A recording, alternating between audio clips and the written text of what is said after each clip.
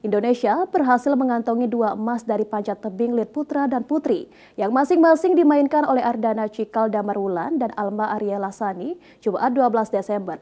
Dalam ajang SEA Games 2025, selain emas, atlet Indonesia turut mengamankan medali perak lewat Sukma Lintang Cahyani dan perunggu dari Caesar Mahesa. Panjat tebing menambah 2 emas untuk Indonesia dari lead putra dan putri dalam ajang SEA Games 2025 Thailand hari ketiga yang berlangsung di Kompleks Olahraga Raja Mangala, Bangkok, Jumat 12 Desember malam.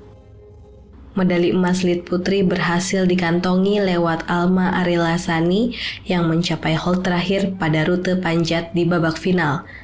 Sementara emas putra didapatkan lewat debut Ardana Cikal Damarwulan yang mencapai pegangan paling tinggi dengan skor 39+.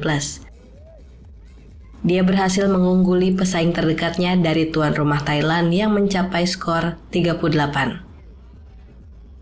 Meski hampir terjatuh, Ardana mengaku bisa menghilangkan ketegangan yang dialaminya dengan mengatur napas, sehingga akhirnya bisa memenangi pertandingan.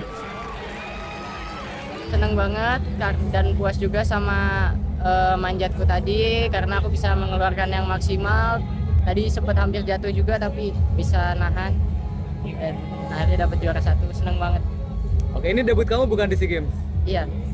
Tegang nggak? Terus ngatasin tegangnya gimana tuh di final?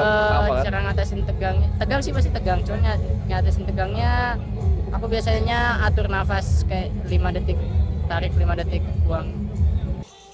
Dalam pertandingan tersebut, Indonesia turut membawa pulang medali perak lewat Sukma Lintang Cahyani yang mencatatkan skor 42, serta medali perunggu dari Caesar Mahesa dengan skor 37+.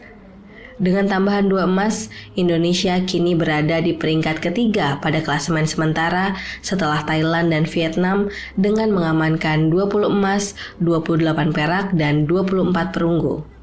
Tim Kantor Berita Antara mewartakan.